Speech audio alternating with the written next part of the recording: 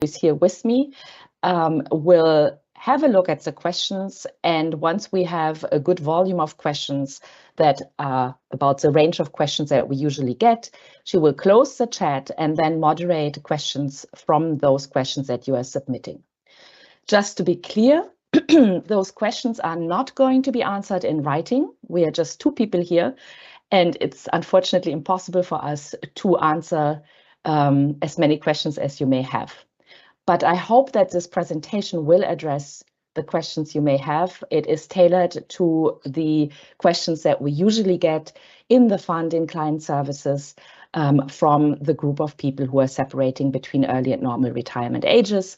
So hopefully you will find the information, either hear it now, today, or go back to the presentation and find the information you need later, or find it on the resources that I will share with you, whether the website or member self-service, which I will demo to you a little bit later. So that's for the housekeeping. I'm joining you today from New York. Denise, my colleague, is joining you from Geneva. We are both pension experts in the UN Pension Fund, and we hope that this presentation will be useful to you. We go enter the slides. So just before we go into the actual topic, I just want to remind everyone that this is the third session this week in English, focusing on separation essentials. We had two sessions already on Tuesday and Wednesday this week, where the first session focused on separating with less than 5 years of contributory service and the benefit options available to those colleagues in that scenario. The second session yesterday focused on those separating with 5 or more years of contributory service, but who separate before reaching their early retirement age. And we explained the options that that group of colleagues would have. Today, I repeat, we are focusing on the group of colleagues separating with 5 or more years of contributory service in the fund, separating between early and normal retirement age or after normal retirement age. The same sessions will be held next week in French. So if you prefer to listen in French, next week we go through the exact same sessions on Tuesday, Wednesday, and Thursday, but in French. And as I mentioned just before, all of these sessions are recorded, and the recording and the presentation itself are being posted on our website on the Pension Town Hall's webpage within maximum 1 day. So the sessions yesterday and the day before have already been posted, and you can access those recordings and the PowerPoints if you wish, as well as any pension session we have offered in this format since early 2024. Now, a disclaimer just to say that the presentation we do here obviously is a little less technical than if you read the regulations and rules of the UN Pension Fund. And of course, ultimately, whatever we convey here is based on the regulations and rules of the fund. But if there's any discrepancy, it's the regulations of the fund that will, of course, prevail. So what we will cover today, excuse me, first, a very, very quick overview of the UN Pension Fund to give you just a high-level overview of how it works, and also the solvency of the fund, because we know that a lot of colleagues are worried about the long-term financial security of the UN Pension Fund. So we want to reassure you and are going to give you a high-level overview of how it works and where you can find more information on solvency questions. Today is not focused on solvency, but we can assure you the fund is safe. Then we will go through 4 chapters, key principles that determine your benefit options at separation and the different options you have and how and the kinds of entitlements you may avail of. Then we will go into the details of each of the benefit options so that you understand them better and also understand how your benefits are actually calculated. After that chapter, we will go into separation from service, how to prepare. So that's more practical. There we talk about what you should do to prepare, when you should prepare, and what the average timeline is from you separating to the fund implementing your future entitlement. And then finally, we close the session with a quick demo of the key tools available to you to prepare separation. Those are tools on the UN Pension Fund website, and there are tools inside your UN Pension Fund member self-service, which are very important actually, and we will show you how to access member self-service. We'll talk about how you can get support if you need technical support, and how to use the main features of member self-service for preparation for retirement. And finally, a reminder of how you can contact the UN Pension Fund if you need it, so that we can help you if you have any questions that cannot be answered today or via the pension tools. So with that, we hope that today you walk away, one, being assured that the pension fund is safe, that your money is safe, and that you can expect to receive your pension in the future regularly and at the rate that you are entitled.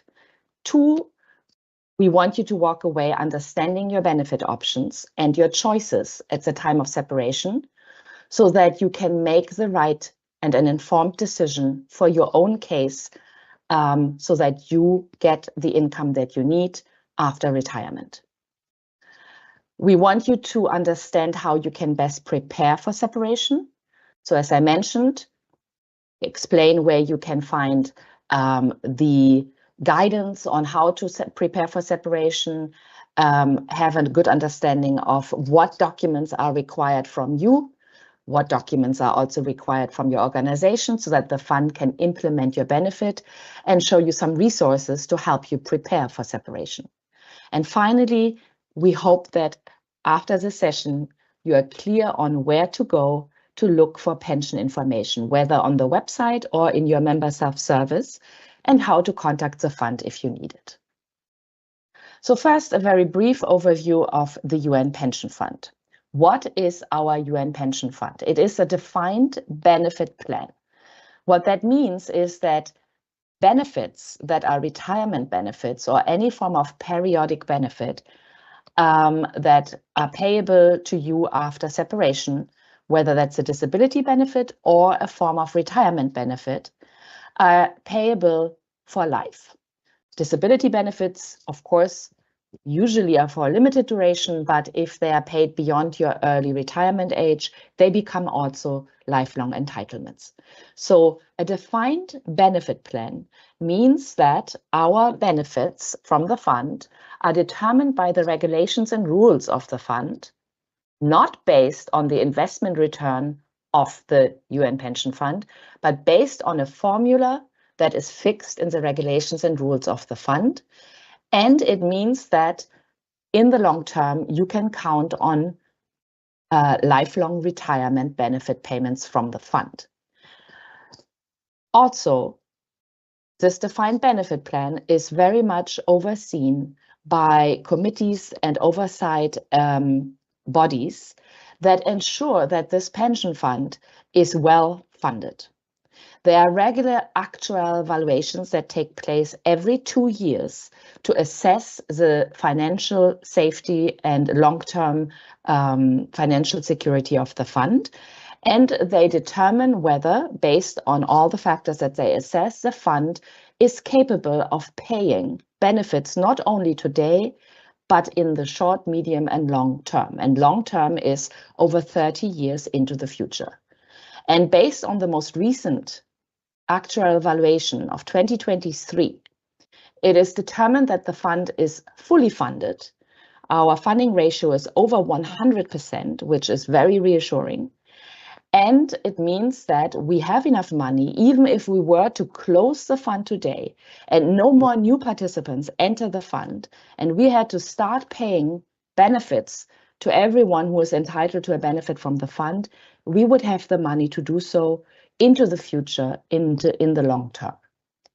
So the fluctuations that we are witnessing from time to time at great value in the markets, and that of course have an impact on the investments of the fund, do not impact the plan design of the UN pension fund unless they are so bad that over time there is a deficit, an actual deficit of the fund that is more than 2%, in which case the fund would have to think about adjusting the plan design, for example, by increasing normal retirement and early retirement ages for new entrants, new participants in the fund. Currently, there is no need to do that. There is no plan to do that. And as I said, the fund is fully funded in spite of what may be going on in the markets or a higher number of separations to be expected. That all will be absorbed by the asset values of the fund and the long-term funding that is assessed. So in other words, your retirement income is guaranteed. If you are entitled to a certain amount based on the regulations and rules of the fund, then that amount will be paid to you over time for life, adjusted for cost of living over time. So retirement benefits are based on the length of your contributory service in the fund and your earning level at the end of your career. I will explain that more a bit later, but basically this formula that the regulations of the fund have to calculate retirement benefits is based on how many years did you participate and contribute to the fund, and what is your earning or your income level at the end of your career, where we will do an average of your income level to determine then what your future entitlement shall be. This slide is just to give you an overview of how it works in terms of contributions flowing into this defined benefit plan, where all the contributions from you, the participants, and from our employing organizations are pooled together with the investment income that is coming in too, and are sitting there and are being, of course, invested so that our fund grows and grows over time, as it has been doing for nearly 80 years. From this pooled money, the fund takes a small portion for administrative costs and a bigger portion to pay benefits. So if you look on the left-hand side, you see the contribution income box.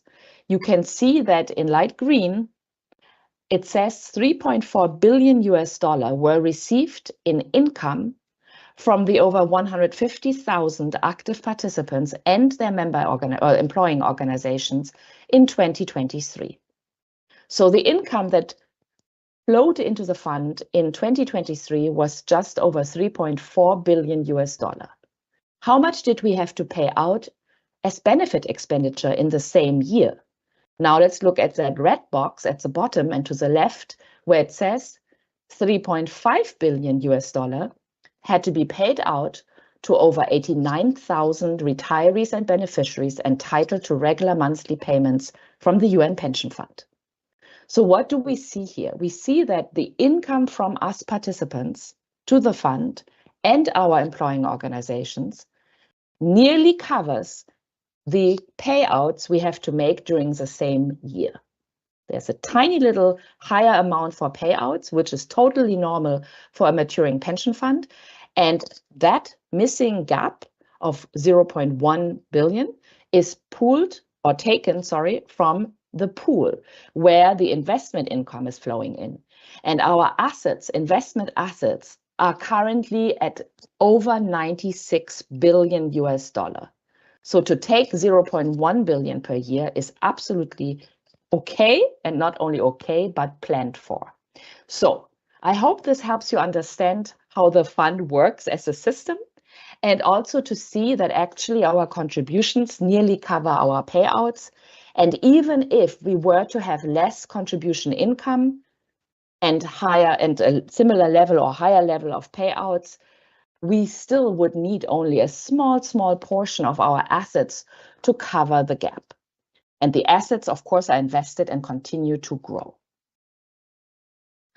Again, if you are worried about the solvency of the fund, allow me to reassure you that your benefits are secure. If you are interested and are willing to read a little bit more technical information about this, On our website, we have under the resources tab, under the About the Fund tab, actuarial matters.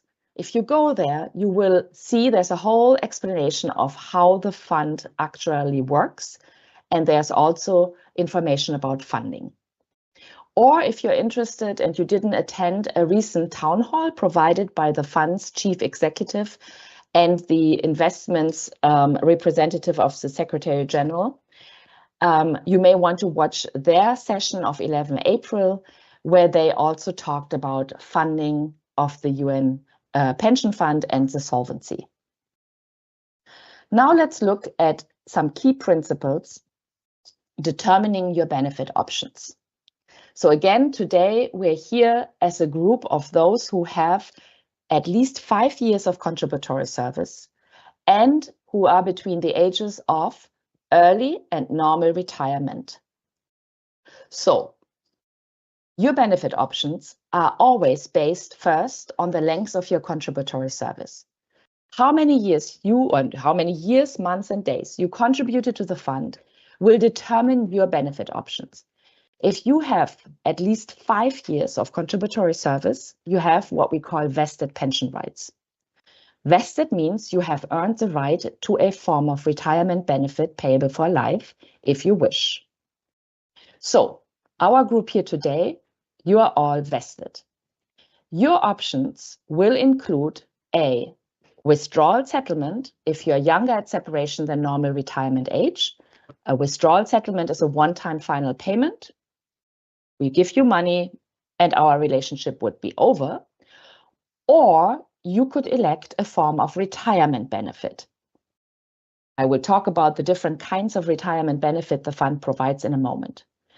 What kind of retirement benefit you could elect would depend on your age at the time of separation. Whether you will have reached already at least your normal retirement age, or are maybe even older than your normal retirement age for pension purposes, in which case you would be entitled to what we call a normal retirement benefit. Or if you are younger at the time of separation than your normal retirement age, but you have reached at least your early retirement age, you have the choice between two kinds of retirement benefits, which are either a deferred retirement benefit or an early retirement benefit.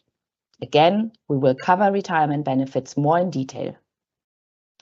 Finally, you also have a choice not to make a benefit election and receive a payment, but instead to say, I want to leave my money in the UN pension fund because I hope or expect that I will rejoin the UN system and take up service again and become again a member in the UN pension fund. So I would like to continue my participation if that were the case.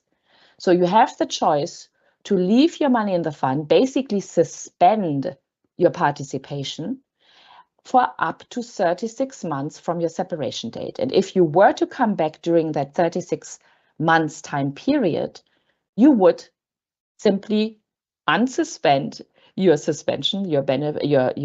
participation and continue adding to your already acquired pension rights with a new period of contributory service. The period in between would be a break in service that cannot be made pensionable. We will also talk about this option later. So this is a high-level overview of your overall options at separation based on the length of your contributory service and based on your age at separation. This is the same information, just visually, maybe a little bit easier to absorb. So if you separate with any duration of contributory service, but younger than your normal retirement age, you can always elect a so-called withdrawal settlement. And if you have at least 5 years or more of contributory service, which is your case, you have an option among the 3 retirement benefits, depending on how old you are when you separate.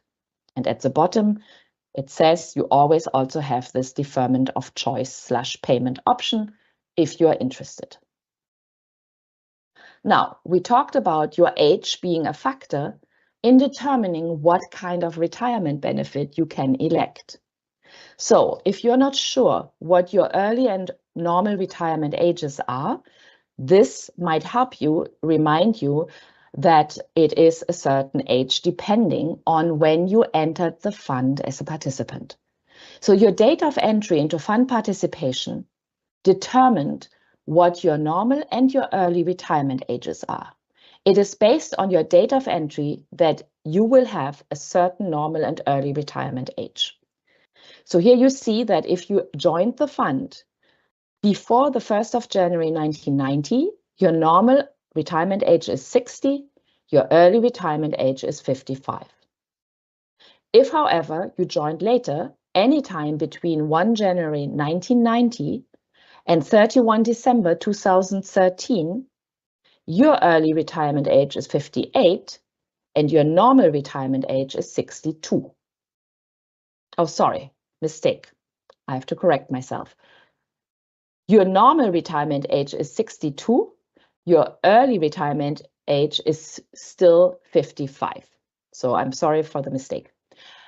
And then finally, anyone who joined the fund since the 1st of January 2014, now we have a change both in normal and early retirement ages, where your normal retirement age is 65 and your early retirement age is 58.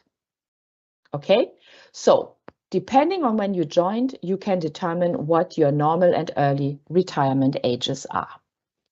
Let's have a look at putting together the length of your contributory service, which in your case is more than 5 years. So you have vested pension rights and you will have the option to take a form of retirement benefit, and your age at the time of separation. Here are some scenarios that illustrate what I just explained to you.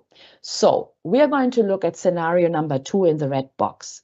That scenario covers those whose early retirement age is 55 and whose normal retirement age is 62.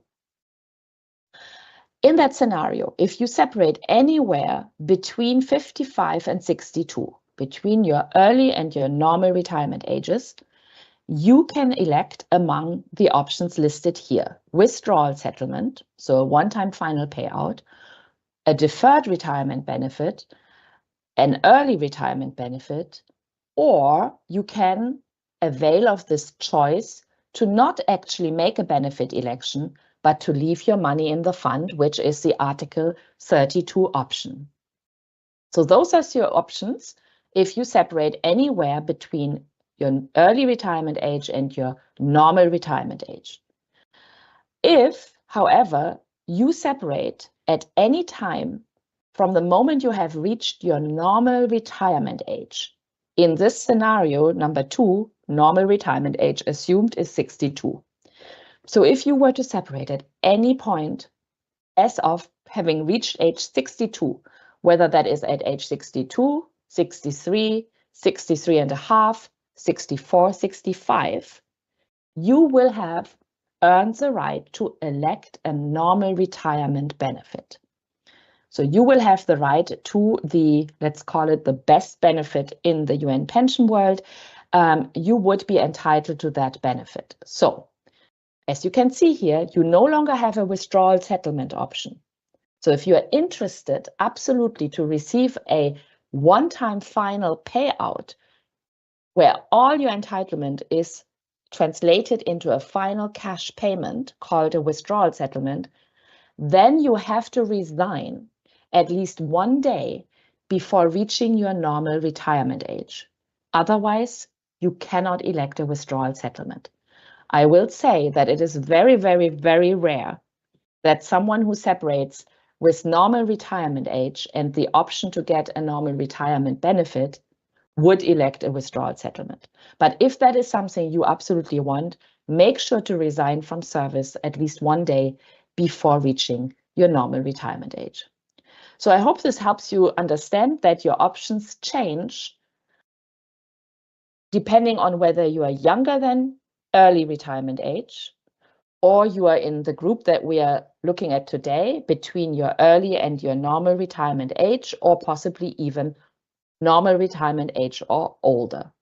I hope this helps you have a good understanding of your options and clarify them better. So as you can see, there are 3 scenarios We did the same illustration for the scenario of those whose early retirement age is 55 and normal retirement age is 60. And we did a third scenario for those who joined since 2014 and whose early retirement age is 58 and normal retirement age is 65. And I see that the 65 is missing here, so we have to add that. Okay, what you should do prior to separation to prepare. There will be more information, but 2 things are absolutely key so you can make an informed benefit decision, but also so that your file with the fund is hopefully in good order. You have to check your annual pension statement. What is that? It's a summary overview of your participation status in the fund since you joined the pension fund up till the most recent prior year end. So at this stage,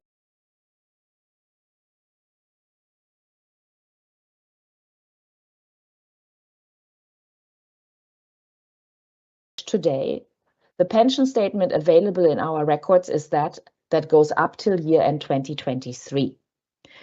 Why? Because we have year-end reporting where all member organizations report all relevant data and contributions to us for our participants at the end of every year, and then we have an exercise to reconcile all of that. This is currently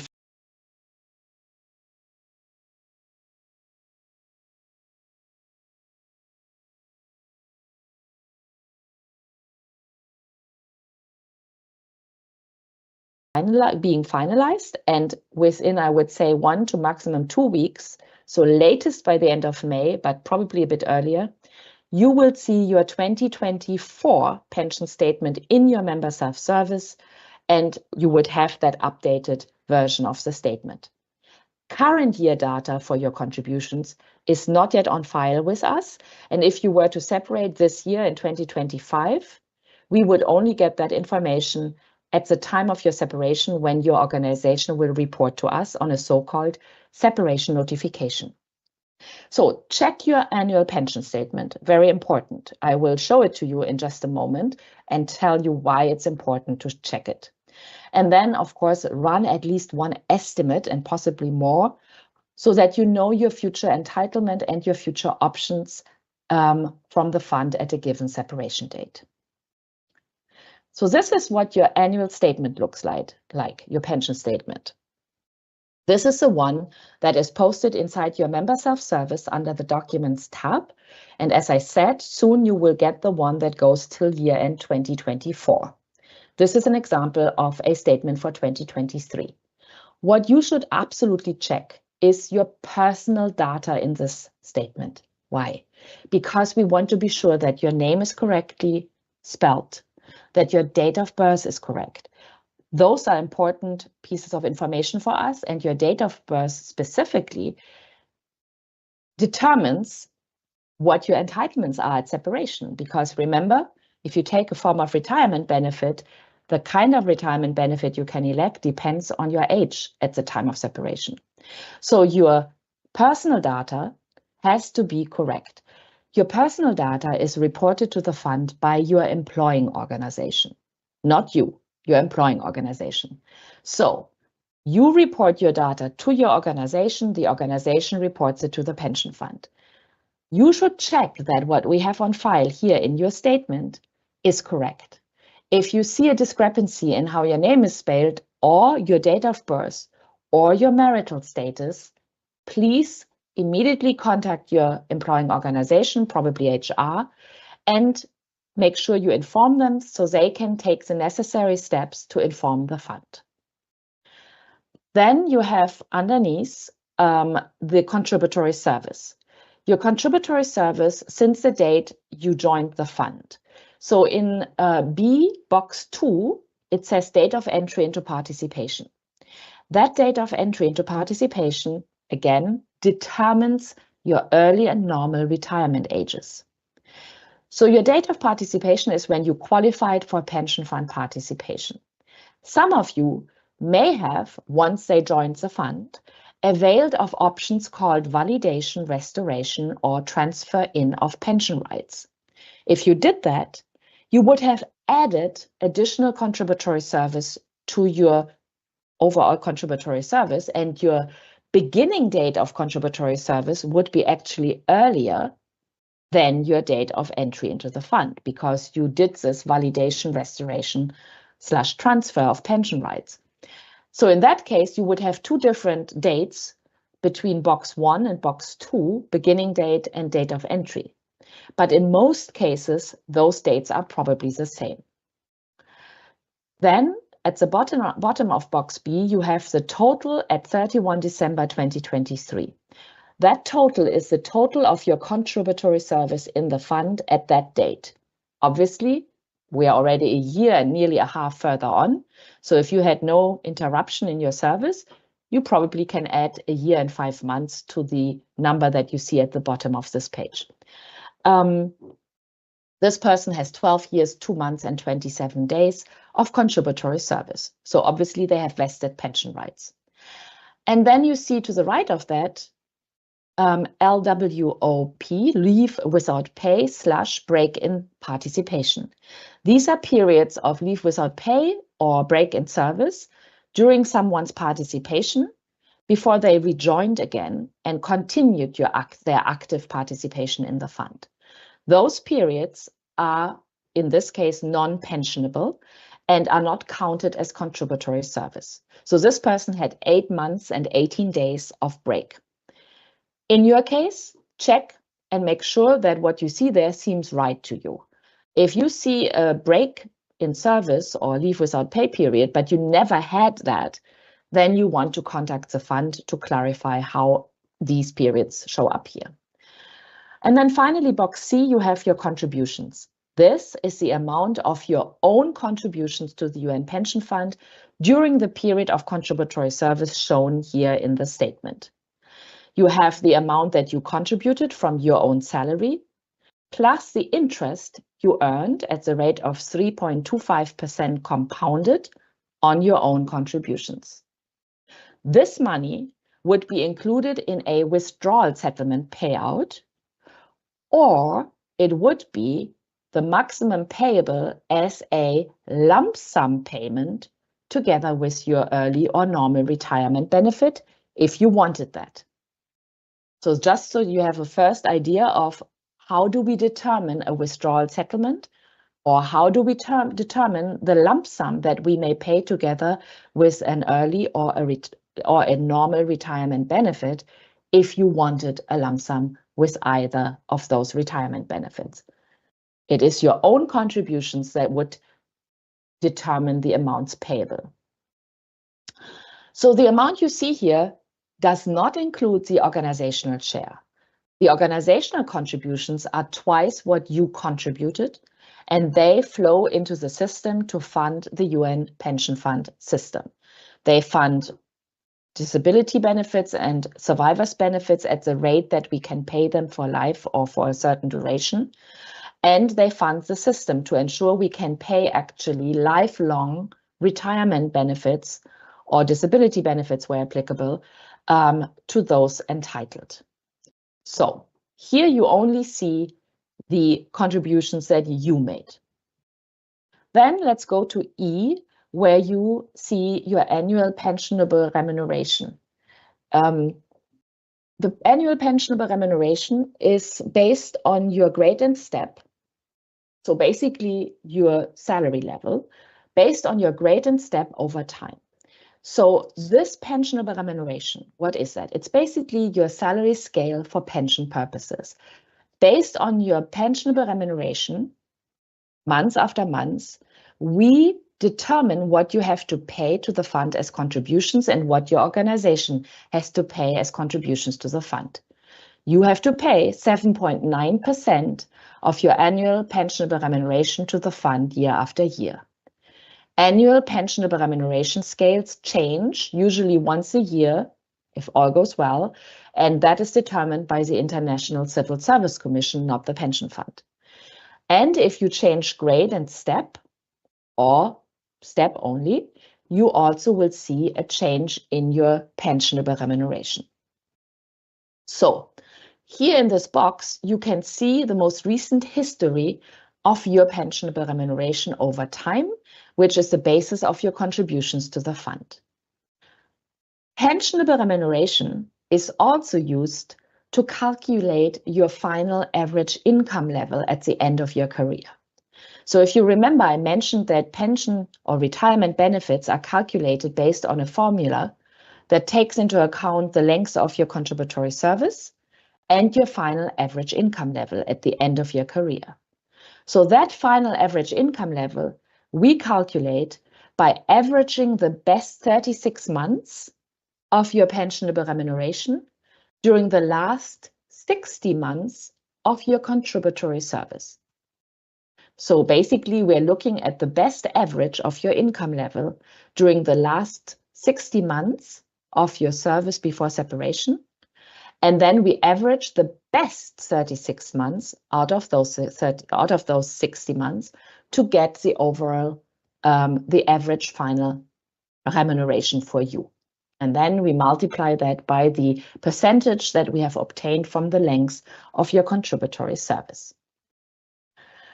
Second, I said, please run at least one estimate. This is just a very quick view. Estimates, you run them in Member Self-Service under the Estimate tab.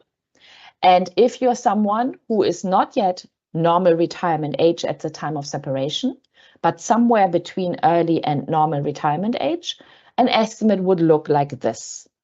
Not for the amounts, but for the benefit options. You would see that you have 3 options in the red boxes: early retirement, deferred retirement, and withdrawal settlement. And you would see under each of these options the estimated future amounts. The estimate is based on the data we have on file until the most recent year end. And then it's projected into the future up to the separation date you enter in your estimate tool. So basically what we could say is that in most cases, the estimate is probably pretty conservative and probably estimating a little less than what you will actually get. I say in most cases because if someone were to separate at a grade and step lower than what they had for most of their career for some reason, then it could have an impact on their benefit. But that is very rare. And in most cases, we see that the estimates are slightly underestimating rather than overestimating. So this is what an estimate looks like for someone who has less than normal retirement age, but at least early retirement age when they separate. And we'll get into the options a little bit later. This is what an estimate looks like for someone who separates at normal retirement age or later, and who would have as an option the retirement benefit under Article 28, either with or without a lump sum. So now we will look at your options in more detail. Before we go into the details, just to let you know that we have on our website over 20 videos explaining pension concepts in just a few minutes. If you haven't yet watched it, it might be useful to watch this video of your benefit options. It's about 5 minutes long, and it goes through all your options, including retirement benefits and withdrawal settlement, and how you would determine which is your option and how they are constituted. So in addition to what I explained to you today, maybe also watch this video to solidify that information. I'm not going to play it right now because we have too much to cover, but that video is a useful video. And there are many other videos that might be very helpful too. Also helpful tools for your benefit options so that you can understand them and compare them. On our website, as linked here, we have under the web page that is called Benefit Options, 2 charts. One is a benefit eligibility chart where, based on your length of contributory service and age, we tell you what your benefit options are. So that's just a very relatively simple chart to help you clarify, okay, I'm in this category, therefore these are my options. And then we have the benefit comparison chart. And that chart compares like different versions of, sorry, I don't want to advertise, but iPhones. Well, it compares different versions of benefits. So you can see there, well, okay, under the early retirement benefit, these are the conditions. Under the deferred retirement benefit, these are the conditions, and under the normal retirement benefit, these are the conditions. So you would be able to see under each of the benefit options you may have, how long are they paid for? Do they include a lump sum option or not? Do they provide for survivors' benefits? Are they adjusted for cost of living or not, etc. So I think both of these charts are actually really useful and kind of illustrate visually in a way that is maybe easier to absorb these options you have and how they compare to each other. I encourage you to check this out. So the first option that you have as the group that we are today is to take a withdrawal settlement, provided that at the time of separation you are younger than your normal retirement age. It is very rare that someone separating with your options, which include early and normal retirement benefits, would elect a withdrawal settlement, but it happens. So we will go through the withdrawal settlement, but I will not spend too much time since I know that most of you here probably are interested in early and normal retirement. What is a withdrawal settlement? Again, it is a one-time final settlement payment that is based on your own contributions plus interest that you earned, plus an increase that I will explain to you. So it's a one-time final payment, meaning once we have paid it, no further payments will be made to you or your dependents by the fund. How is it calculated?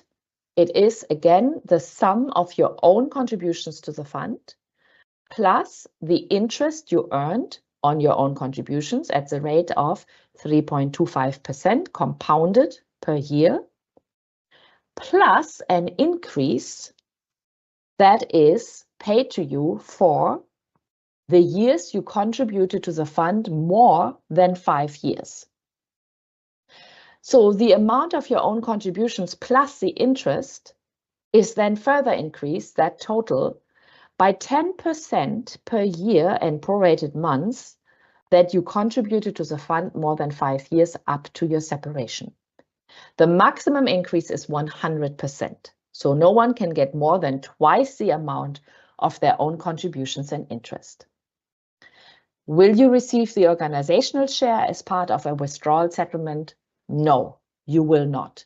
Again, the organizational contributions are used to fund the system to ensure it is safe and that we can pay lifelong benefits to those entitled, including disability recipients and survivors. How do you request a withdrawal settlement? We will look at the form, or I will explain it a little bit later, but basically the form you will have to complete for your payment instructions in the future is called PENS E number 7. And that payment instructions form, or PI, you have to complete 2 pages of that form, 2 and 3, if you wish to receive a payment as soon as possible. And one of the options on page 2 will be the withdrawal settlement. So the withdrawal settlement, how is it calculated? Let's skip how it's calculated for someone with less than 5 years of service, since that is not your case. They would not receive the increase. But if you are between 5 and 15 years of contributory service, let's say you have 7.5 years of contributory service when you separate, and let's say the total of your own contributions plus interest is $50,000, which you are entitled to, then we would increase that amount by 25% based on you having 2.5 years of contributory service over 5 years, and each will earn you 10% increase or prorated 5% increase for the half year. So a total of 25% increase means you get $12,500 in addition to the amount of $50,000. So you will leave with a withdrawal settlement of $62,500. Please note that these amounts are completely random, and we are only using them here to illustrate how the calculation works. This is nothing real. It's simply to use it to illustrate the calculation of a withdrawal settlement. Take another example for someone who actually had 15 years of contributory service at separation. In this case, let's say the person's own contributions plus interest amounted to $180,000. Their increase here would be of 100% because they had 10 more years than 5 of contributory service. So they would have reached the maximum increase of their own contributions and interest. This person would leave with twice $180,000, so $360,000 withdrawal settlement. Sometimes people think that 15 is this magical number in the pension world, 15 years. It is not, but it does mean that at 15 years of contributory service, if you want a withdrawal settlement, you have hit the maximum amount that your increase of your own contribution and interest can be. But if you left with 14 years of contributory service, you would get a 90% increase. And if you left with over 15 years of contributory service, let's say with 20 years in this example, in that case, you would still get the 100% increase because remember, the increase is maximum 100%. So in this case, the person has obviously more than 10 years contributory service over 5 years, so they get the maximum increase.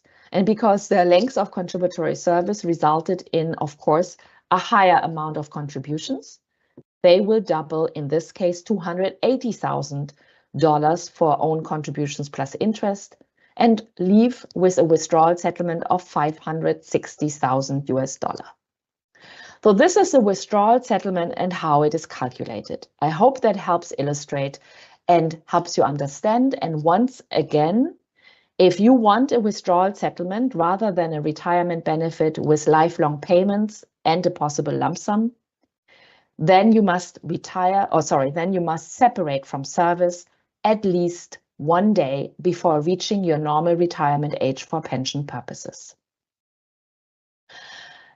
If you were to take a withdrawal settlement and receive, let's say, $560,000 payout for 20 years of contributory service, and then later you return to the fund and again become a participant. At that stage, regardless of how much time has gone by between your separation date and your rejoining date, you have the option to reimburse to the fund that withdrawal settlement amount plus compound interest. And by doing so, you would restore the period of contributory service for which you had received the withdrawal settlement and make it part of your total contributory service, meaning it would be added to your new contributory service once you again separate from service in the future. Restoration is an option, not an obligation. And if you are interested in restoring a withdrawal settlement in the future, please note you have maximum 12 months to apply for restoration from the date that you rejoin the fund in the future, if that were the case. So there's a strict deadline and there are no exceptions to that deadline. So again, if you wanted, you could restore a withdrawal settlement. And if you did that, you would restore your own contributions, also the organizational share for the period for which you had received the withdrawal settlement. And you would add that contributory service to your future contributory service. So if you had 20 years and then a future period is 7 years, when you again separate after having a new period of contributory service and you restored, you would then be entitled to a benefit based on 27 years of contributory service. How can you apply for restoration? The easiest way is to apply through your member self-service, where you have a restoration tab and you can apply, or you can write to the fund, of course. Now, for the withdrawal settlement, what would that look like on an estimate? Here is an estimate for someone between early and normal retirement ages at the time of separation. At the bottom, you have the amount of the withdrawal settlement that would be payable. And this amount that you see here already includes the applicable increase based on how many years you had more than 5 years of contributory service. Now we are going to look at the retirement benefits. These are three kinds under Articles 30, 29, and 28. Sorry. All retirement benefits are periodic, meaning they are payable monthly and for life. All of them are adjusted for cost of living over time, and they have attached survivors' benefits. Some have more survivors' benefits, prospective survivors' benefits attached than one other. So we'll go into that. So how do we determine and calculate a retirement benefit? It's calculated differently than the withdrawal settlement. A retirement benefit takes into account the length of your contributory service to determine, one, whether you have vested pension rights, which we know you have, and two, to calculate a so-called rate of accumulation. And then we also look at your age at the time of separation, as I mentioned, to determine what kind of retirement benefit you are entitled to. And finally, we calculate your final average remuneration based on your pensionable remuneration that I showed you a bit earlier on your annual pension statement. So, of course, we use your pensionable remuneration up to your actual separation date and then average the best 36 months. Now, how do we then actually calculate your benefit? We take your rate of accumulation, which is a percentage rate that is based on the length of your contributory service, since for every month and actually week and months and year that you contribute to the fund, you earn a certain percentage rate of accumulation that is aggregated and will become a final rate of accumulation, a percentage. So the longer your contributory service, the higher that percentage of the rate of accumulation. And we multiply that rate by your final average remuneration. If you were to start receiving a retirement benefit earlier than at your normal retirement age, we then have to apply a reduction factor for early retirement, which I will explain to you. And then once we implement your benefit, we first calculate it in its US dollar value because we're a US dollar-based pension fund, and pay you in the currency that you have requested on your payment instructions form. You can elect any of the 18 payment currencies that the fund offers, which are listed here, to receive your benefit in. And we pay you into a bank account in any bank where you wish it to be paid, for as long as it's a commercial bank and you have an account in the currency there that you wish to receive it. So this is how we calculate your benefit. So for the age, we already covered what your normal and early retirement ages are. This is just a reminder here. And also to put it into context of what we call your mandatory age of separation. I just want to clarify that your normal retirement age for pension purposes is determined by the UN Pension Funds regulations. It is based on the date at which you entered the fund. Your mandatory age of separation, or MAS, is a different concept. It is determined by the staff regulations of your organization. It sets the age at which you must separate from service based on the staff regulations, and the fund has no say and no interest in that. And then it's important to understand that for the fund, all we consider is your normal retirement age and whether you have at least reached it when you separate. So we can determine what kind of retirement benefit you are entitled to. And as I said earlier, if you have reached at least your normal retirement age for pension purposes when you separate, you are entitled to a normal retirement benefit. Even if you're older than your normal retirement age for pension purposes, you have locked in that right to a normal retirement benefit. Okay, so it could be that your mandatory age of separation is different from your normal retirement age. We have a number of cases where the normal retirement age is younger than your mandatory age of separation. It is my case. My normal retirement age is 62. My mandatory age of separation is 65. I can work till 65, But if I want to stop working earlier than 65, anywhere between my normal retirement age and my mandatory age of separation, I am entitled to a normal retirement benefit. So I hope that clarifies. Of course, if you work beyond your normal retirement age and you continue contributing to the fund, which you would have to, you will continue to accrue pension benefits. For the other key factors, if you're interested, based on your length of contributory service, as I said, you accrue this rate of accumulation. And here you have a little table showing you how it accrues, and you'll see that there are kind of steps. The first 5 years of contributory service, you accrued at a certain rate. Then for the following 5 years, you accrue at a slightly higher rate per year and prorated months. And then for the next step, the third step, you accrue from year 10 to 35, you accrue at a still higher rate, and so on. So the maximum rate of accumulation anyone could acquire is 70%. So that would be the multiplier for your final average remuneration. Do many people reach 70%? No. A lot of people separate earlier than having reached 70% of rate of accumulation. That's the maximum. And to reach the maximum, you would have to have more than 38 years of contributory service in the fund. Once you hit the maximum, you cannot further increase that rate. However, you would continue to pay contributions and you would increase your own contributions and you would continue to earn interest on them. So that's just for you to understand this rate of accumulation.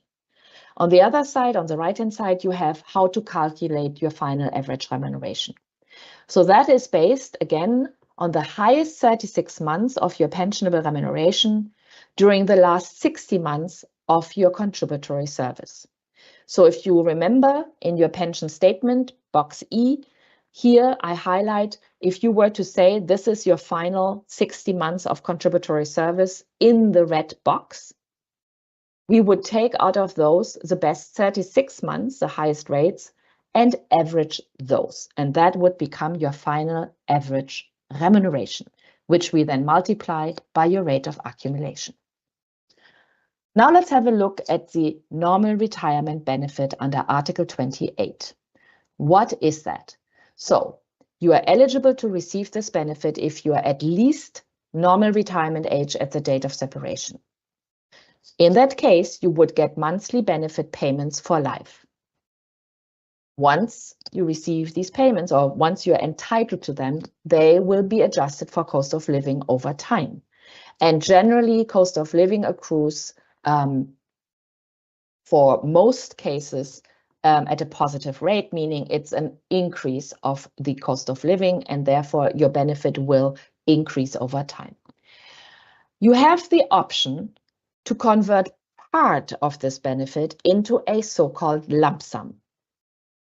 The lump sum is a portion of your overall normal retirement entitlement, and you can get a lump sum of up to maximum 1/3 of your total entitlement. It's a one-time payment that we would pay you at the time of implementing your benefit, and it would reduce your monthly lifelong payments proportionately. So if you take a lump sum, it will reduce your monthly payments for life proportionately for life. The normal retirement benefit includes the entitlement to a child's benefit for entitled children while you're alive, and we will pay a child's benefit, or you could call it a child allowance, together with your benefit until your child has reached age 21. Or if you have a child that is recognized as disabled by the fund, in that case, we would continue paying you a child allowance beyond age 21 of the child. The benefit includes survivors' benefits for your eligible survivors. Eligible survivors can be spouse, possibly even ex-spouse, and children under age 21. If any of these are payable, we will pay them in parallel. Or if none of these exist, but you have a secondary dependent that was declared to your organization and for whom you received a secondary dependent allowance until separation, then we may pay a secondary dependent survivor's benefit to a parent or a sibling. Entitlement to the normal retirement benefit starts the date following your separation date. And of course, it will take the fund some time to implement your benefit, because we first need to receive all the documents for your case from you and your organization, and then calculate, audit, and implement. At that stage, we will pay you retroactively back to your date of entitlement, which again is the date following your separation date. How do you request a normal retirement benefit? It would be on pension form PENS E7, where on page 2, you would make the election to tell us this is a benefit you want, and you would check the box to tell us whether you want a lump sum or not, in which case you want the full retirement benefit without lump sum at the highest rate payable. An estimate for this kind of scenario would look like this. So here you see that you have numbers 1 and 2 under the retirement benefit. 1 says full pension, 2 says reduced pension. The full pension is at the rate here in this scenario of $95,000 and a bit. This is the annual amount. You would receive this divided by 12 in monthly payments. Under number 2, you see reduced pension together with lump sum in brackets maximum. So this person could elect to convert up to maximum 1/3 of their entitlement into a lump sum payment payable at the beginning of their entitlement. In this case, $546,000 and a bit. If they take this maximum lump sum, they're going to reduce their monthly payment for life accordingly. In this scenario, the annual amount would drop from $95,000 and a bit to $52,000 and a bit annual income for life. You can choose not to take the maximum lump sum, but only part of that maximum, in which case your reduced lifelong pension would be slightly higher. And of course, as you can see under option 1, you can choose not to take a lump sum at all, in which case you receive the highest possible amount for life. The lifelong portion of pension payments is the one that would be adjusted for cost of living. And then you see here survivor, prospective survivor under option 1 and option 2. This is the amount payable as a surviving spouse's benefit were you to pass away and be survived by your spouse, and your spouse entitled to this benefit. You can see that regardless of whether you take a lump sum or not, your spouse is entitled to $47,000 and a bit per year. Sorry, $47,000 and a bit US dollars per year as lifelong surviving spouse's entitlement. So in other words, the surviving spouse is not penalized by the fact that you may choose to take the lump sum or a lump sum and accordingly reduce your own retirement benefit proportionately. Now we are moving on to the early retirement benefit. The early retirement in many ways is similar to the normal retirement benefit. So let's focus on the differences. The early retirement benefit can be elected if you separate at an age even younger than normal retirement age, but you have reached at least your early retirement age. In that case, anywhere between your early and normal retirement age, if that is when you separate, you can select this benefit. It is again monthly payments for life adjusted for cost of living over time, payable, of course, month after month. And it also includes the lump sum option, just like the normal retirement benefit. It also includes survivors' benefits for children and survivors of other kinds, spouse, ex-spouse, and possibly secondary dependent. However, for the child allowance payable together with your own retirement benefit while you are alive, that would be payable for eligible children only as of you reaching your normal retirement age. So if you separate at an age younger than normal retirement age, you will not immediately get child allowances. Only once you reach normal retirement age and you have children that are still eligible, younger than 21, or if disabled, beyond 21, would we start paying you this child allowance. And just like normal retirement, this benefit starts into payment, or rather is the entitlement starts at the date following your separation date. So what's the difference? What is the difference between early and normal retirement? It is the reduction factor that we have to apply. If you start receiving a benefit from the fund earlier than your normal retirement age, we have to compensate for the fact that you will get probably benefit payments for a longer period in time that are going to cost the fund more. And by the way, oftentimes early retirement equals longer life expectancy. So for the fund, this is potentially more costly. Hence, a reduction factor will be applied to your early retirement entitlement for life. How does this reduction factor work? The extent of the reduction will depend on two factors. The length of your contributory service at the date of separation, which is used to determine what reduction factor shall be applied in your case. And the second factor is your age at the time of separation, where we consider this age factor to determine how many years and months you are younger than your normal retirement age at the date of separation. That period will become a multiplier of the applicable reduction factor. So the reduction factors that apply if your early retirement age is 55 are the following. If at the time of separation you had less than 25 years of contributory service, your reduction factor will be 6% per year and prorated months that you are younger than your normal retirement age at the date of separation. So if you're 3 years younger than normal retirement age at the time of separation and you had less than 25 years of contributory service, we would have to multiply the 6% factor by 3, and your reduction would be 18%. In other words, when we calculate your benefit using the usual formula and we have the final amount, we will have to reduce that amount by 18% in this scenario that I just mentioned. However, if at the time of separation you had between 25 and 30 years of contributory service, then you would benefit from a lesser reduction factor. We would still have to multiply it by the number of years and prorated months that you are younger than normal retirement age.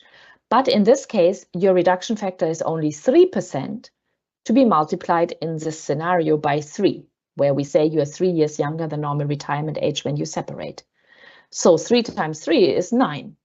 So it's half of what the reduction factor would be if you had had only less than 25 years of contributory service. So you see, if you hit this mark of 25 years of contributory service, if you elect an early retirement benefit, it is worth waiting till hitting 25 years of contributory service so that you reduce your reduction factor significantly. And then finally, if you had 30 or more years of contributory service at the time of separation on early retirement, your reduction factor is only 1% per year and prorated months that you are younger than normal retirement age. So if we take the same scenario of someone younger by 3 years than their normal retirement age at the time of separation, now because of 30 or more years of contributory service, this person would have a total reduction of only 3%. So I think you get the concept. The markers are less than 25 years, between 25 and 30 years, and 30 or more years, where you see a significant decrease in reduction. If your early retirement age is 58, the reduction factors are slightly different, as you can see, either 6% for those who have less than 25 years of contributory service, and this is wrong, it should say 25 years and more, in which case it's 4%. We have to correct that. Sorry for the mistake.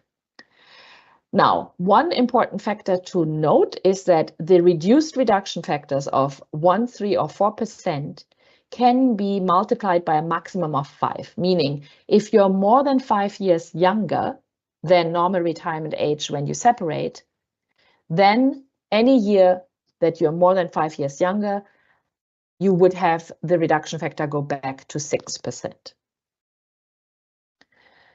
Quick example. So if you have someone retiring at age 55 instead of 62 normal retirement age, and the person had 20 years of contributory service, their standard yearly pension would be FAR times rate of accumulation. Let's say that's $69,796 per month. Sorry, per year. And now we have to calculate the reduction. In this case, because the person has less than 25 years of contributory service, the reduction is 6% per year that they are younger than 62. So this is 7 times 6%. The reduction in this case would be 42%. So we would have to reduce the $69,796 by 42%, meaning their entitlement under early retirement for life would be $40,482 because of the reduction. If that same person had actually 25 years of contributory service, it would be far less because the reduction would be only 21%. And if the person had 30 or more years, the reduction would be even less, obviously. So I hope this helps you understand how the reduction factor works. Here, an illustration on an estimate to show you how the estimate would look if you had the option of early retirement. It is actually looking very much like the normal retirement estimate with two options, either the full pension or pension plus lump sum and the prospective survivor. What I would highlight here is that the amounts you see here already include the applicable reduction. For the lump sum option. So the lump sum option is only available with early or normal retirement benefit. It's also referred to sometimes as the 1/3 lump sum option. There is always a lifelong portion payable, and the maximum that someone could take would be a 1/3 lump sum. And it's optional. A personal choice. No one but you can decide whether it is of interest to take the lump sum or not. If you take the lump sum, you will reduce your regular monthly lifelong benefit proportionately and for life. Your lump sum can be paid into a different bank account than your monthly pension payments. You have that option on your payment instructions form under the payment instruction page number 3. The third retirement benefit is Article 30. This is a lifelong retirement benefit payable monthly, and it is adjusted for cost of living over time. The deferred retirement benefit is a benefit that does not include the lump sum option. So you cannot get a lump sum under this kind of retirement benefit. The payment of this benefit starts normally at your normal retirement age. However, you can elect this benefit at any time earlier than normal retirement age. At any time earlier than normal retirement age, even if you were younger than early retirement age. So the difference of this benefit with the other two retirement benefits we looked at is that it does not include the lump sum, that you can decide at what time you wanted to start into payment, either at normal retirement age or earlier, anywhere between your early and normal retirement ages, if you wish to start it earlier. But it's up to you to tell us at what point you want to start receiving this payment. What that means is that you can basically separate earlier than normal retirement, but not start receiving payments. Instead, you say, I want to defer the start of my payment until later.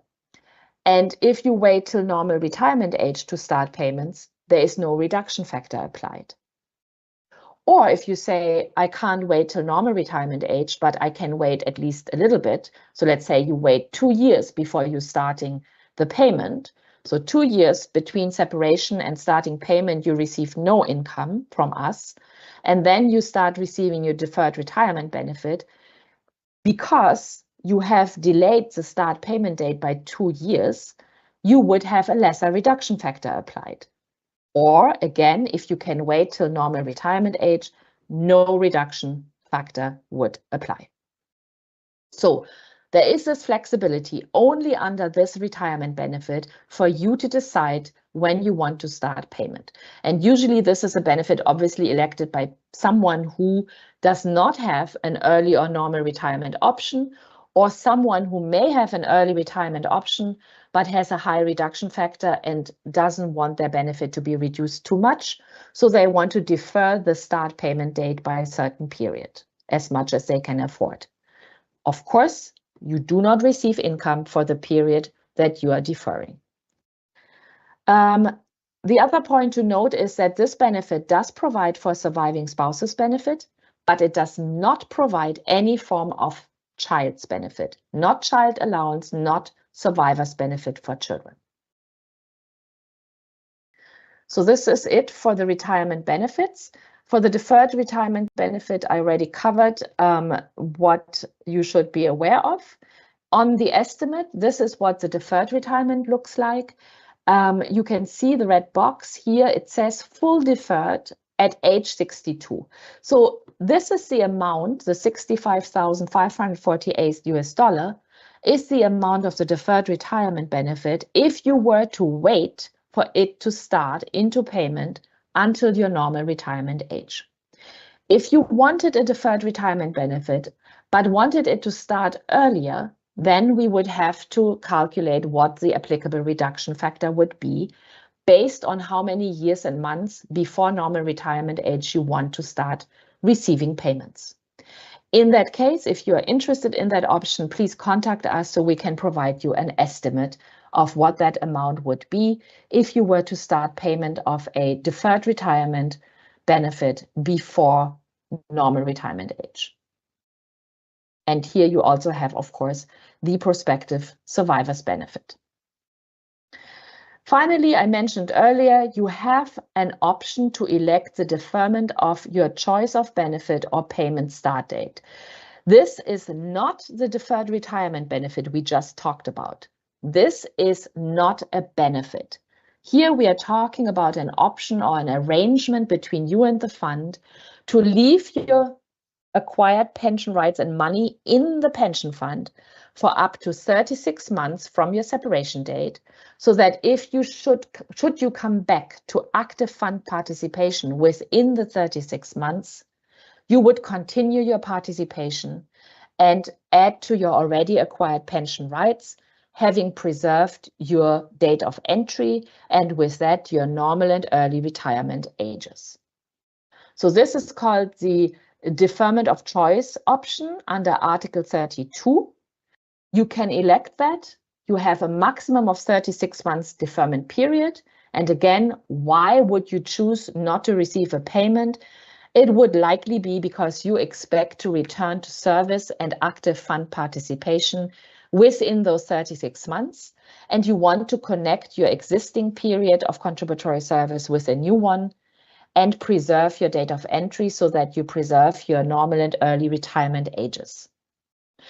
To note that during a deferment period, you do not earn interest on your contributions sitting in the fund, and you can at any point during the 36 months decide to make a benefit election and request a payment. If you wish, you can stop that deferment period whenever you want within the 36 months. It is important that should you not rejoin the fund within the 36 months deferment period, that you submit payment instructions to us telling us what benefit you elect before the 36 months have expired. Otherwise, we will make a benefit election for you and deem you to have elected a deferred retirement benefit. So you don't want us to choose for you, you want to choose yourself. So make sure, please, should you elect this deferment choice, make sure that should you not return to active fund participation, you submit your payment instructions to us, telling us your benefit election at the latest by the end of the 36 months deferment period. How can you request this option? It would be by completing only page 1 of payment instruction form PENS E7. And before we go to the practical items, here are some final points on part-time and special leave without pay. We do get questions about this, so I just wanted to highlight that if you have periods of part-time work inside your contributory service period, if you work part-time at least at 50%, then it would be a pensionable period.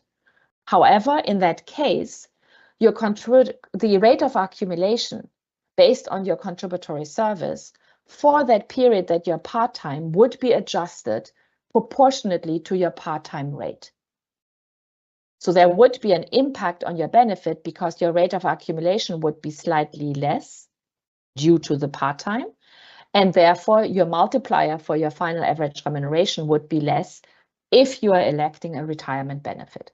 So yes, part-time work is pensionable if you work at least 50%. However, it has an impact on your retirement benefit because it will impact your contributory service calculation for the rate of accumulation. However, for the purpose of counting your vesting period towards pension rights, reaching 5 years, part-time periods at 50% or more are counted like full-time periods. And then final point, breaks in service. Do breaks in service impact your participation? Yes, because break in service is never pensionable. You cannot make it pensionable. The fund does not accept voluntary contributions for a period of break in service. So it's always a break. But a break does not necessarily mean the end of your participation. You can have different contributory service periods within one period of participation, and they would be added up at the time of separation to determine your entitlements and calculate your benefits. So if your break in service does not exceed 36 months and you didn't receive a benefit from the fund and then you rejoin, that break in service is just an interruption of your contributory service, but you would be within same period of participation. However, if you have received a payment from the fund, regardless of whether it's within or more than 36 months from your separation date, then you have ended a period of participation. And if you were to come back, you would start a new period of participation with a new date of entry, and you would earn a new benefit for that new period. You could possibly restore if you received a withdrawal settlement, or you could restore a deferred retirement benefit, but it would be 2 separate periods of participation. And similarly, if you rejoin more than 36 months after separation, even if you didn't receive a payment from the fund, you would start a new period of participation. So this is just 2 points on part-time and break in service. Final point, once your benefit has been processed and implemented, you cannot change your benefit election. I will not go more into survivors' benefits than what I have mentioned during the presentation, but if you're interested, there is a video explaining the survivors' benefits and conditions of entitlement on our website linked here. Again, the presentation is available on our website under the Pension Town Hall webpage, and you can link from there, or you can go directly to our website, and I will show you in a moment where you can find all the videos. Here is also a summary overview of who might be entitled to survivors' benefits. That includes spouse, children, ex-spouse, provided they complete or fulfill the conditions under our regulations and rules. Or if none of the above are entitled, it could be a secondary dependent. Again, provided they fulfill the conditions of our regulations and rules. If you have no one of these 5 of this group of potential survivors who would be entitled to monthly payments if they are entitled, and for the spouse who would be entitled for life to payments from the fund, So if you have no entitled survivors of any of these kinds of benefits, but there is still money sitting in the fund following your death that corresponds to your own contributions and interest, then that would be considered a so-called residual settlement. And we would check whether we have a form called Pens A2 on file from you, on which you might have designated recipients of such a residual settlement. Just to clarify, you cannot assign entitlements from an entitled survivor, like a spouse, like a child, to someone else. That is not possible. But if there is no entitled survivor who can get a regular monthly payment from the fund, and we still have a residual of your own contributions and interest unpaid sitting in the fund, then that becomes a so-called residual settlement, and you can decide on Form Pens A2 who should receive that money. If you're not sure whether you submitted Form Pens A2, simply submit a new one. We will always go by the latest dated and signed form. If there is no form on file, we would request an executor of the estate to be appointed so that we can pay the residual of your own contributions and interest to whoever is entitled. Please note that if you elect a lump sum, the maximum lump sum as part of your early or normal retirement benefit, you will have exhausted your own contributions and interest, and there would be no residual. Similarly, if you receive, of course, a withdrawal settlement, or if you receive many years of retirement benefit payments and they add up to more than your own contributions and interest, there would be no residual. Here's some more resources for survivors, including for non-traditional unions, if of interest. Now, for the last few minutes, some separation from service information and how to prepare.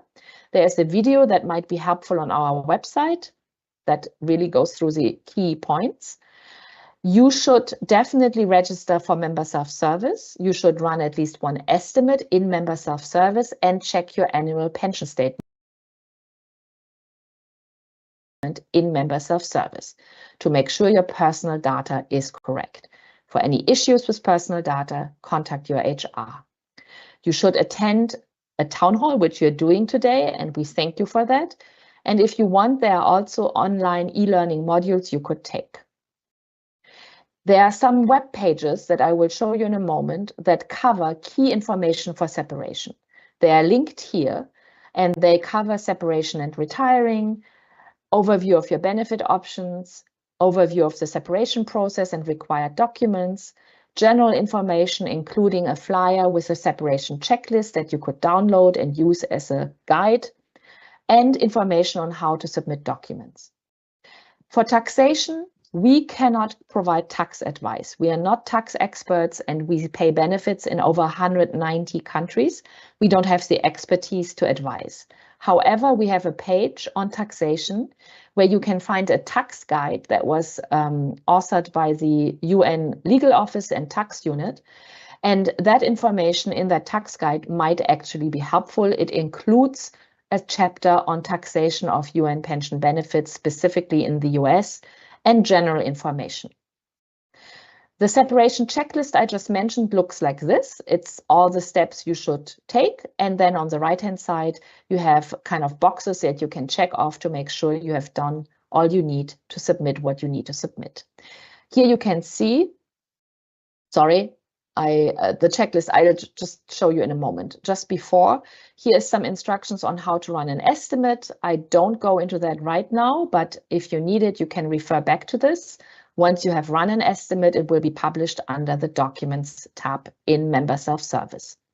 For your separation checklist, what do you have to submit? You have to submit your own payment instructions on this specific form, Pens E7, which you should download from your Member Self-Service, plus copies of a recent bank statement and a valid passport or other valid government-issued ID document. If you elect a retirement benefit, you also have to submit supporting documents as applicable. They are listed here and include, if you're married, your marriage certificate, if you were married and then divorced, accordingly the divorce decree, copies of your spouse's passport or other government-issued ID, death certificate if you had a spouse and they passed away, and finally a Form A2 if you haven't yet submitted it. Here is more information on how to complete your payment instructions. I will not go into the details now, but there's a link to a tutorial on our website under the benefits options webpage where you can actually go step by step on how to complete your PENS E7 form. Your organization will have to submit 2 documents from HR and payroll, separation notification from payroll, and separation personal action from HR. Once we have received all the documents, yours and the organizational documents, the fund is ready to start processing your benefit, provided the documents received were duly completed and are complete with supporting documents. In that case, the fund usually takes 15 business days from the date of receipt of the complete set of required documents to implement a benefit.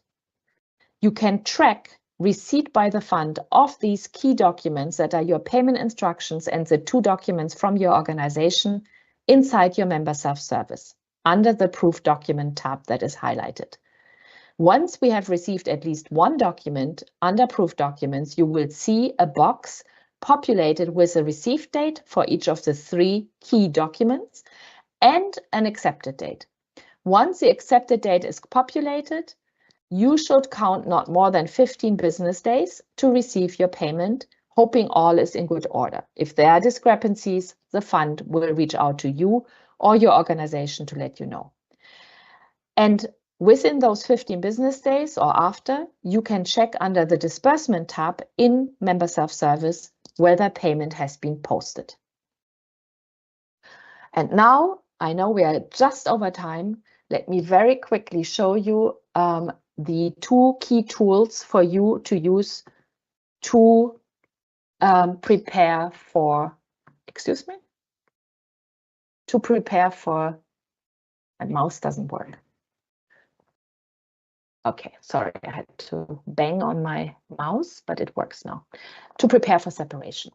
This is our website, UNJSPF.org, where you have on the top for clients where you can select different chapters. Either all topics where you see all the topics for which we have web pages, or you go specifically to separating or retiring. If you go to separating or retiring, you will see the pages that are deemed most relevant for you to visit ahead of separation to prepare. You have information on separation, benefit options, survivor's benefits, retirement ages, etc. Overview of the separation process. And if you go and click on any of these, for example, benefit options, you see all your options are explained here. The video is here and the comparative charts. Now, under investments, you have information that might be of interest to know what the current funding status is. Under resources, you have information about member self-service, which of course is important because you should register. You can access information about our town halls, when is the next one, or the recordings of this one and past ones. Here's a page of all videos so that you could access all these different videos that I mentioned. And then you have here 2 FAFICs, which links 2 pages for retiree associations in case you're interested to join a retiree association in the future, in your future country of residence. This is independent from the UN Pension Fund, but retiree associations are very useful partners and valued partners for the fund, and very valued by retirees who become members of these associations. And then finally, under Contact Us is where you can contact us, either by writing to us under online email. You'll open a contact form where you can send us a message, and we will, of course, respond to you there. Or, sorry, let me go back. Or you can call us, and we have a large number of tax-free numbers that you could use. Or you can visit us if you're in New York or Geneva during our walk-in days and hours on Tuesdays and Thursdays. Please always check to make sure we are open. And then finally, member self-service. I'm going into mine to quickly show you. Once you have registered, you accept, you're in member self-service, you have these options here on the left. The estimate tool is this one, where you can enter your separation date. And once you have done that, let's say I enter 31/05/2025, I hit simply submit. I say, okay, the estimate is running and it will be telling me once it's ready. And once it is ready, which it is now completed, please go to the document tab, which is up here, where you can see the estimate. Also under the documents tab, you can find your pension statement. You see it here highlighted in blue. If you click here, that is your pension statement for 2023. Very soon you'll get the one for 2024. Your forms are here under e-forms. Proof documents is where you can track receipt of by the fund of your documents. And document upload is where you can submit documents to us electronically, both your own form and your supporting documents. But please ask your organization whether you should submit documents to us directly or whether you should submit them via your organization. And finally, once disbursement has started and we are paying you, you will see the amounts that we have paid you here. Withdrawal settlement, or if you get a retirement benefit, monthly payments, retroactive payments, and lump sum payments. If you needed to change your email address, you can go here on the top under account, where you can change your email, you can reset your password, and you can change your language preferences. So this is it for the presentation today. I know we are slightly over time. I'm sorry for that. And I will now hand over to Denise. And I would say, even though we are over time, if you have time to stay on, we are going to go over some questions that Denise has already reviewed, and she's going to moderate. Thank you, Denise, and sorry for being late. Over to you. Thank you. Hello, everybody. I'm sure that some of you had questions you weren't able to put in the Q&A. I had to stop it at 30, so I would have time to go through some of these. So, Christine, one of the questions I've seen a couple times is the estimate already showing the reduction in the early retirement amount, the early retirement benefit amount? Okay, great question. Thank you for that. Yes, absolutely. So the estimate is already taking into account the applicable reduction for your case. Based on the date of entry, the date of separation you entered in the tool, and based on your length of contributory service and age at that separation date, the system is calculating the applicable reduction factor and will give you the early retirement amount already reduced by that reduction. I hope that answers. Thank you. There are a couple of questions about exchange rates, cost of living, and so forth. So the question is about how our cost of living adjustments applied. Yes, okay. So cost of living is based on consumer price indexes in the country based on which you're receiving your payment. I would say around 80% of payments we make are based on the so-called US dollar track. And even though you may not receive your payment in US dollar currency, you are on the track. That means that if we have to make an adjustment for cost of living, we base it on the movement of the consumer price index in the United States. And if that movement is beyond a certain percentage rate, it will be applied to pension benefits. It's a little bit like adjusting salaries for us in the UN system. Similarly, pension is adjusted for as long as the consumer price index has moved by a certain percentage, in which case it will be applied. And I think nearly every year there is an upward adjustment of pension benefits on the US dollar track.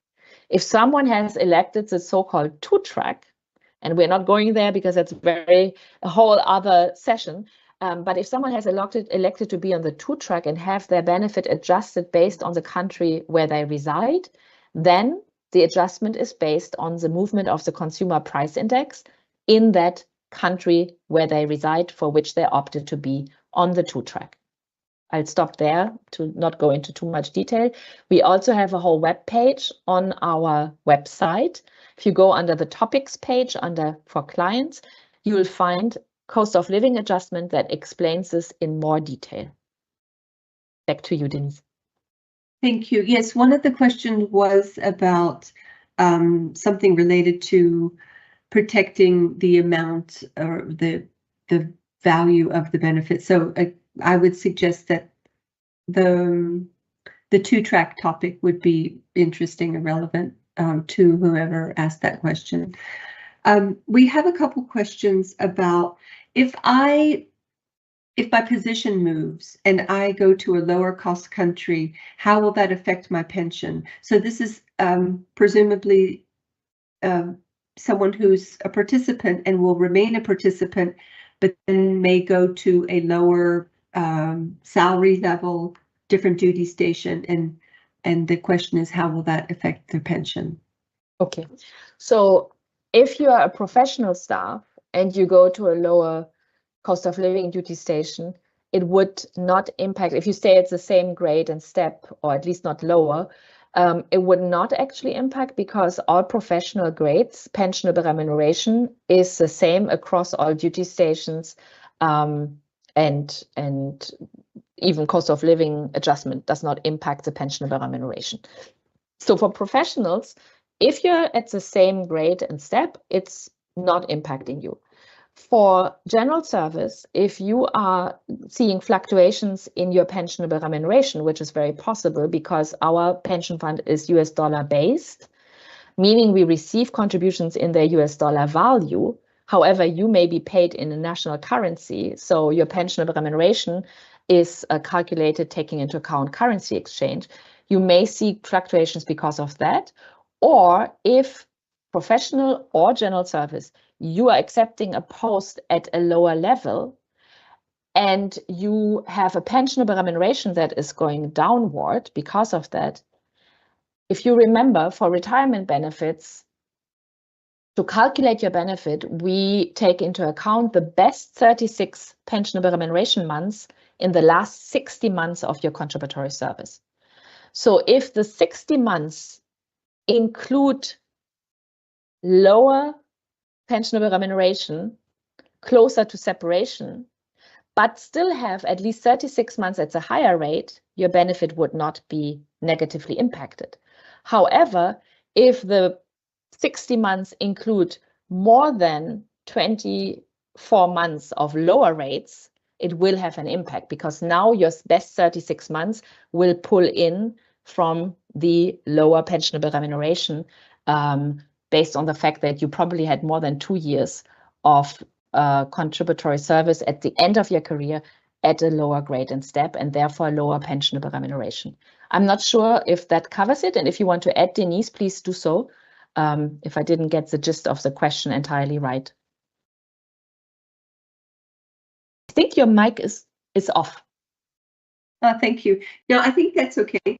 And then with just the reference to, excuse me, I think there are a couple of questions about payments and so forth, and I don't know if you want to take that as well.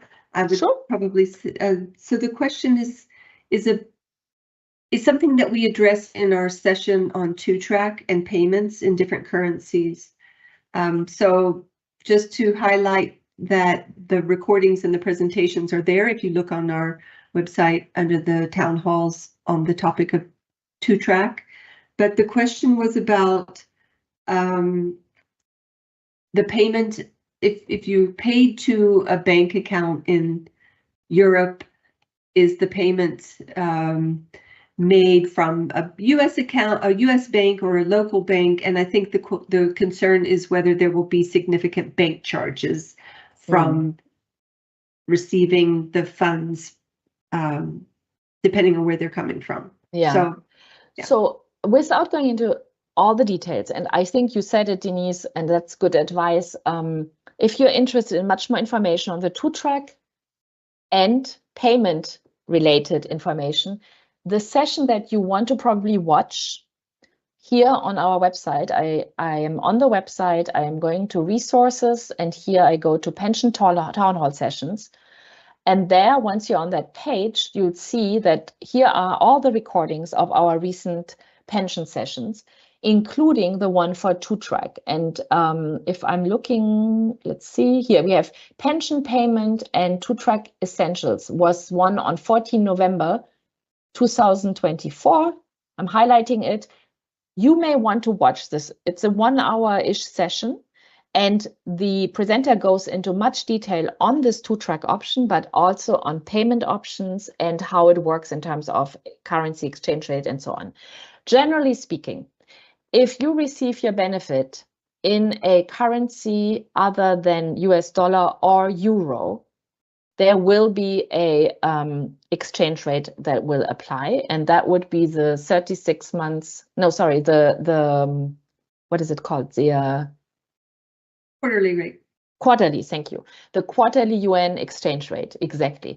That will be used by the fund to change the benefit into that currency. What we cannot foresee is bank charges that the bank applies that might be applied in addition, and you want to maybe check with your bank what that could be if you receive money other than into a US dollar account or euro account. For euro and US dollar, we pay directly in that currency into the accounts, and there are no bank charges as far as I'm aware. Please, again, correct me if I'm wrong. And again, for much more detail on all of these points, I suggest you watch this video because it's a session in itself and it might be very useful. Back to you, Denise, and please add any information. No, I think we'll first cover some of the other questions that are related to the presentation today. I think that's a good advice to direct anyone who's interested in payments and to this presentation that we've got recorded. So we have a couple questions about the estimate tool. Does it already include the penalties? You answered that one, but there's a question about what data is it using? And so if you had a promotion in April this year, when will that actually show up in your estimate? Would you like to address the question of? Sure. Sure. Okay, thank you. So I know we went over that, but it was probably a little fast. So indeed, so if you remember, just like for the pension statement, the annual statement, which is not yet available for 2024, but will be very shortly, because we have year-end reporting in the fund and we receive data from our member organizations for all of our participants, including for contribution reporting, only at the end of each year. And then we need some time to reconcile those records and update everyone's records accordingly. We basically project estimates based on the data we have until the most recent available year end, which today would be 2023, but as soon as they have completed the year-end exercise will be data up till year-end 2024. So if you had a promotion in 2025, it would not factor into your estimate yet. That's why I said earlier, the estimate is a conservative estimate and most likely slightly underestimating rather than overestimating your future entitlement. The information for your current year, so whenever you separate that current year information, including for your contribution rates and grade and step increases and so on, we will receive only as part of the documents that your organization will submit, and your payroll submits the separation notification form where they include the current year information. And then when we calculate your actual benefit, it would of course include every contribution rate and the length of your contributory service and the relevant PR rates and so on up till your date of separation. But today, if I run an estimate today for my separation in 2026, it will project my status as at year end 2023 into the future. That's how it works. And by the way, when we run estimates in the fund, we don't have more data than what is in the system. So it's pretty similar for us. We cannot project something for which we didn't receive the data yet. Back to you, Denise. Thank you. We have a couple of questions which I think would help to clarify again the difference between the early retirement benefit and deferred, because the questions are of this nature. If I separate at age 55, but my early retirement age is 58, I'm going to wait till I'm 58 to start getting my benefit so that the reduction will be less. And then there's another question with them, if they defer their benefit beyond age 62 to start receiving it, will it be larger? So I think if you could maybe clarify the difference between deferred and early, and how that would work with the age of separation. Absolutely. Thank you. So first, I strongly encourage everyone to visit this benefit options page, which you can get to from all topics or from separating or retiring, where you have each benefit explained and you have these comparative charts. And now I don't know how I lost my chart. It's behind here somewhere. I'm just going to open it again.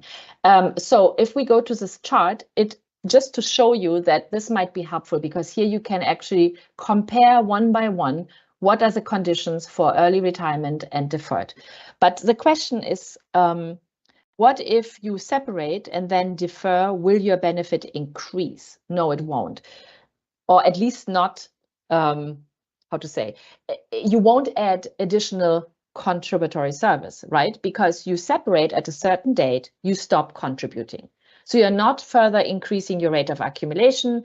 We don't have future pension remuneration, and you certainly are not paying contributions to the fund. So your separation date is the end as of which we calculate your base pension entitlement. So let's say you elect a deferred retirement benefit. We will, based on your date of separation, based on your rate of accumulation times your final average income level, determine your entitlement amount. You say, don't pay me yet, I think we said 55, and the person says, I want to defer and not start receiving my payment until 58.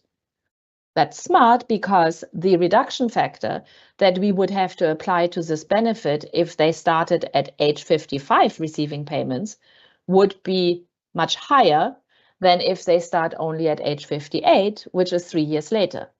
So remember that the reduction factor is there's a multiplier based on how many years you're younger than normal retirement age. Someone who has normal retirement age 62 and separates at 55 has a reduction factor multiplied by 7. Someone who separates at age 58 and has a normal retirement age 62 has a reduction factor multiplier by 4. So obviously the reduction is far less if you wait till 58. In that sense, your benefit is going to be higher than if you started at 55. But it's just because you have a lesser reduction.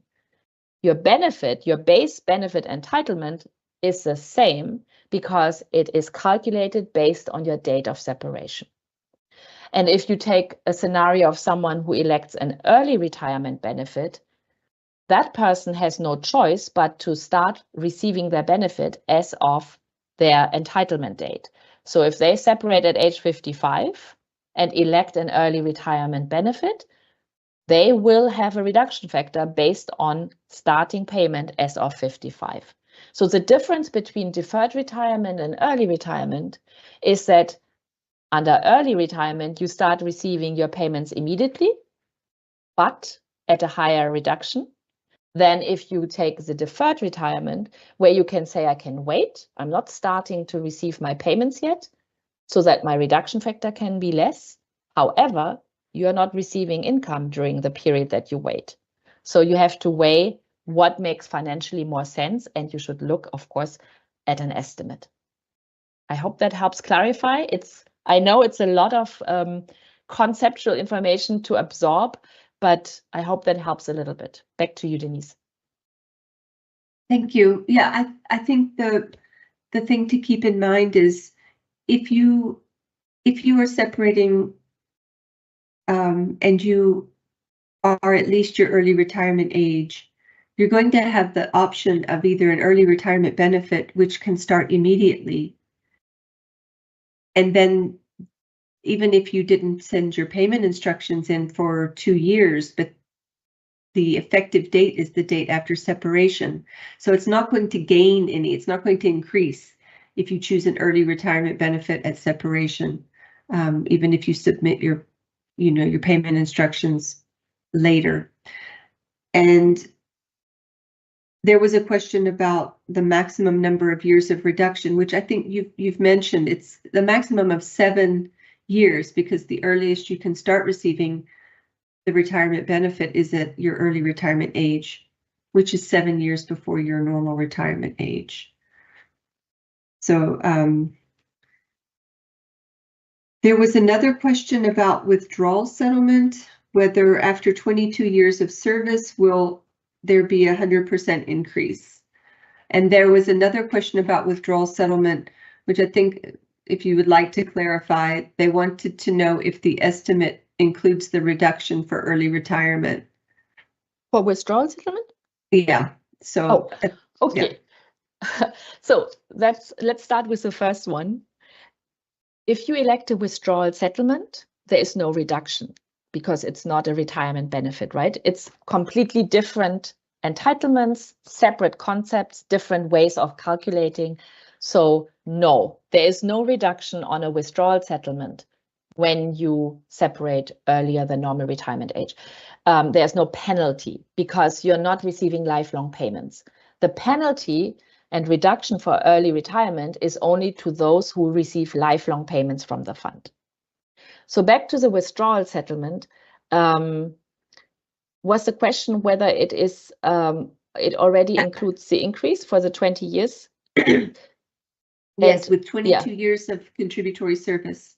Okay, so if you separate with 22 years of contributory service and you want to get a withdrawal settlement, then yes, you're entitled to the maximum increase of 100% because you will have more than 10 years over 5 years of contributory service. Remember, the increase is based on how many years more you contributed to the fund than 5 years. And the maximum, and for each year that you contributed more than 5 years, you get a 10% increase, which is prorated by months. So if you have 2.5 years of increase entitlement, you get 25%. So the maximum increase anyone can reach is 100%. And that you reach once you hit at least 15 years of contributory service. And thereafter, 16 years, 17.5, 20, 22, you would leave always with 100% increase of whatever your own contribution plus interest amount is. So the answer is yes, you will get the maximum increase. And if you look at the estimate, sorry, the estimate includes already, of course, that increase. So the amount you see there is your own contribution plus interest plus increase, if you're entitled to one.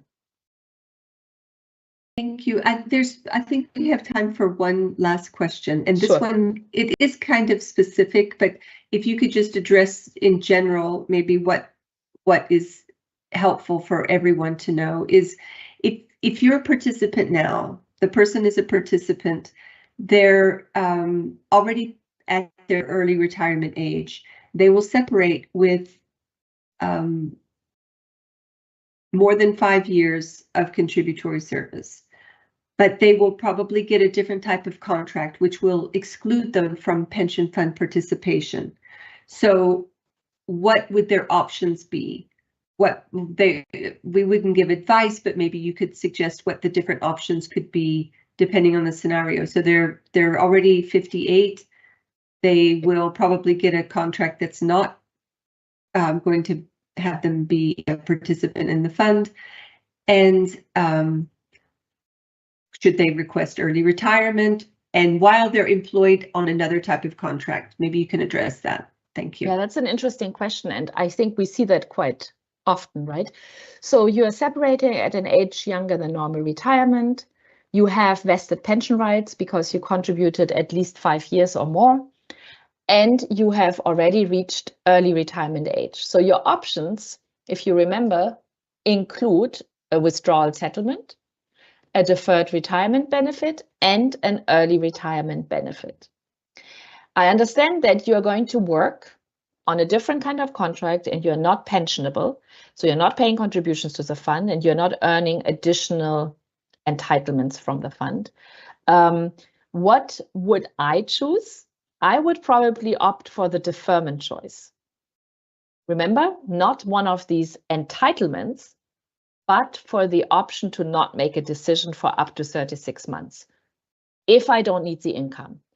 If I have a job that allows me to exist comfortably, I would probably leave my holdings in the fund and see if I actually return to service as a staff member in the UN system and again join the pension fund within those 36 months. Why?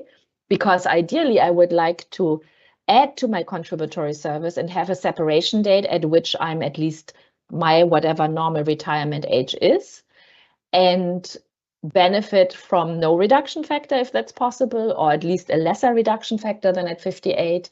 And of course, have a combined period of contributory service that is higher and yields a higher overall future retirement benefit. So my hope would be, if that's what I want, to return to active service and fund participation in the future and see if that happens within those 36 months. So I would leave my money in the fund. That is if I don't need the money.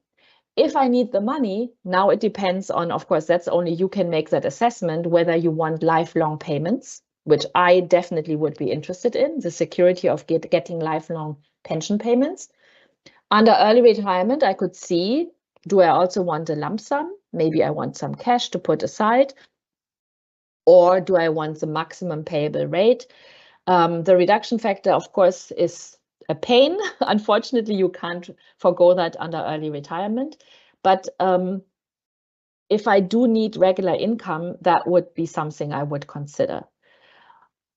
Now, if you don't need income immediately, and you know you're not coming back to the UN as a staff member and you're not interested in rejoining the fund, so you're not interested in the 36 months deferment option, if you don't want a lump sum, you could also elect the deferred retirement benefit and say, I don't need to touch it. I can wait till 62, my normal retirement age, before it comes into payment. So I work as a consultant or whatever the status is that is non-pensionable, and leave my money in the fund, but not touch it, don't start payment, and therefore the reduction factor doesn't apply.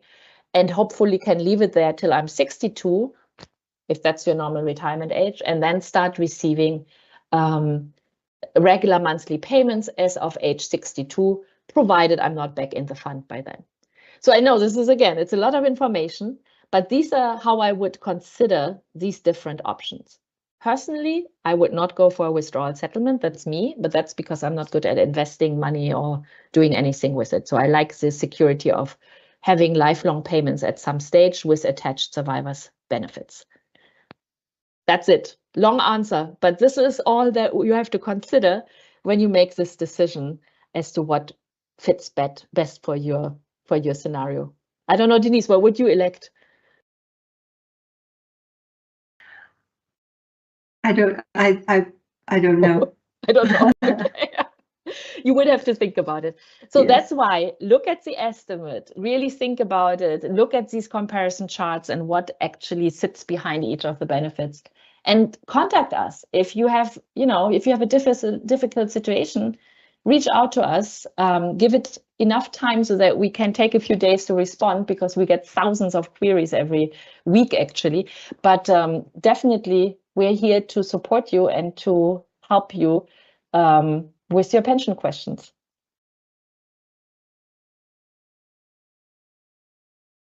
I don't know, Denise, do we want to end the Q&A, or do you have... Yes, I mean, it's closed, and I think I've covered most of the themes that have come out. Great. And anyone who has something, specific personal question, please, you can submit it to us through the Contact Us form, and we will answer you directly. Absolutely. Thanks so much. Also for doing the triage of the questions.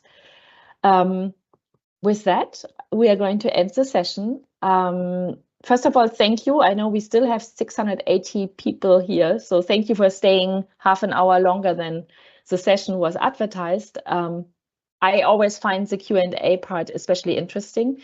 I'm sorry we didn't get to it until past or just after. But with this, I hope you have the information that you need to make the right decision for your case, to feel that you know what to do, how to prepare, what documents to prepare. And one of the questions that we didn't get today maybe, but that often comes up, is how soon before separation should I submit my documents? Remember, you and your organization have to submit documents. So if you submit yours close to your separation date or at separation, that's fine, because we still probably have to wait to get the 2 documents from your organization. And maybe check with your organization how long they take to submit them to the fund. And as Denise said, if you have questions that weren't answered today and that are not answered on our website or in this presentation, do reach out to us. We will do our very best to answer in a timely manner so that you have the answers you need to make an informed decision and to feel comfortable with the decisions that you make with regard to your pension entitlements. And my last word would be, I hope you are confident also that the fund is safe, is financially secure and stable, and your benefits will be paid to you at the rate